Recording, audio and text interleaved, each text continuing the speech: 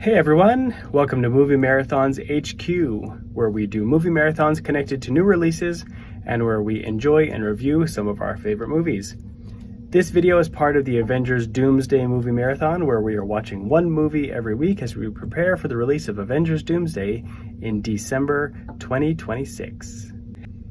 Today, we are discussing the Guardians of the Galaxy Holiday Special. Released in 2022 and directed by James Gunn, this is sort of like Guardians of the Galaxy Volume 2.5. That's where it fits in the chronology.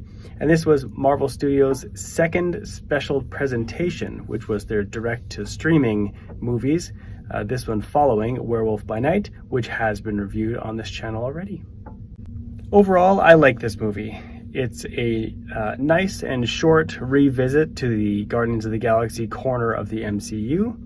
And it also has a nice Christmas message, so it's kind of fun to revisit. I wanted to watch it in December, even though it doesn't really fit chronologically at all at this point in the movie marathon, so you can move it to wherever you would like when you're doing your Avengers Doomsday Movie Marathon.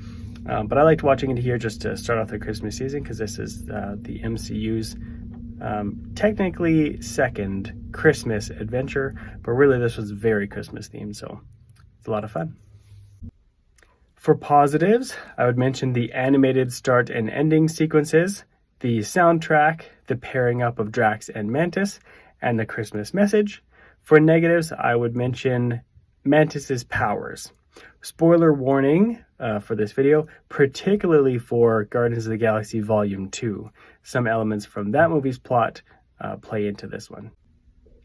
First, the animated opening and closing sequences. These are just fun. It's a nice visual, distinct style.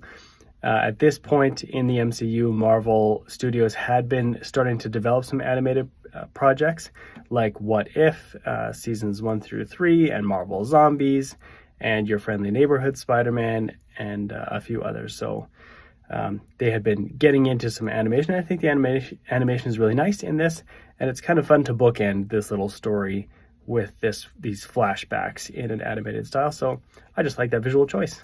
The next positive is the soundtrack. The Guardians of the Galaxy movies have had a history of spectacular soundtracks, and this one is no exception, but it is different. So in the holiday special, there is a musical score, which is fine. It's not a positive or a negative, it's just there. But there is a soundtrack where a band called the Old 97s are portraying aliens who have grabbed some Earth instruments and they kind of put together this band. And the songs that they sing are really fun. From their first one about Santa's creepy powers, that one's just a lot of fun and very silly, especially seeing Peter Quill, portrayed by Chris. It's one of the handsome Chris's, Chris Pratt. He's reacting to the lyrics and that they're completely wrong. And then all throughout the movie, they've got some really fun Christmas songs. And then at the end, when they sing Here It Is Christmas Time with Kevin Bacon, it's just a lot of fun. So they don't take the needle drops approach like they did in Guardians of the Galaxy 1 and 2, but they have some really nice soundtrack and some really nice Christmas songs to add here. I also like the pairing of Drax and Mantis. So these are important supporting characters in the Guardians of the Galaxy family, but they haven't had much time to shine. Mantis was just introduced in Guardians of the Galaxy Volume 2, but pairing them up together makes some sense. They're both oddballs, they both don't really fit within society and the team. So when they go to Earth and they kind of do the classic fish out of water scenario, I think they both play off each other really well. Dave Bautista is great as Drax, and Palm Clementieff is also great as Mantis. And in this movie, we get to see a little bit more of them and see them interact in new ways. I like that they get the highlight and the spotlight here. And finally, the Christmas message in the Guardians of the Galaxy Holiday Special is really nice. Of course, it's not religious, and you wouldn't expect it to be a religious message here.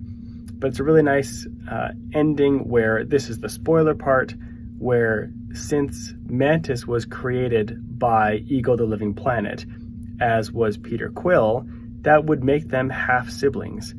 And so the whole focus of the movie is to get him a present, because that's what Christmas is all about. But when they realize that the present is a human, and they have to return Kevin Bacon back to Earth, then Mantis reveals that she realized that they're half-siblings. and that the message is family is more important than the gifts we get. So I just think that's a nice message. Sometimes Christmas movies don't really have a message, and it's sort of surprising when you think about it. But this one had a nice Christmas message, which I really enjoy, so that's why I wanted to watch it in the Christmas season. For negatives, Mantis's powers in this movie are way different, I think, than her powers in Guardians of the Galaxy Volume 2. In that movie, she's introduced as an empath. She says, if I touch someone, I can feel their feelings. And then she demonstrates that on Peter Quill and on Drax. And then later in the movie, we learn that she uses her power to help Eagle the Living Planet get to sleep and rest. So I don't understand really how that's the empath ability. But whatever, that's kind of how it works in that movie. But then here, she uses it as like a mind control thing. There's a scene where they don't have money, and so they can't buy anything. She touches a woman's hand and says, give us the map, and she gives them the map for free. And then she touches her hand and says, give us all your money, and the lady just gives all of her money. So I don't understand why her powers change, that she can touch a person and then control them or compel them or something. I don't really understand how that's an empath power, so doesn't make sense to me, and they use it a few times in this movie, and so that would be a negative because it's inconsistent. And then when we see Mantis later, I don't recall her using those powers in that way again, so it just seemed inconsistent. Now, how might the Guardians of the Galaxy Holiday Special connect to Avengers Doomsday? I really don't see much of a direct connection. Surprisingly, none of the Guardians of the Galaxy are part of the cast announcement for Avengers Doomsday, so does that mean that we're not going to see any Guardians of the Galaxy in that movie? That is possible. At the end of Guardians of the Galaxy 3, the Guardians who were still part of the team were Rocket, Groot, Kraglin, Cosmo, Adam Warlock, and the little girl whose name was Phyla. And then Star-Lord was on Earth, and the ending card said, Peter Quill will return.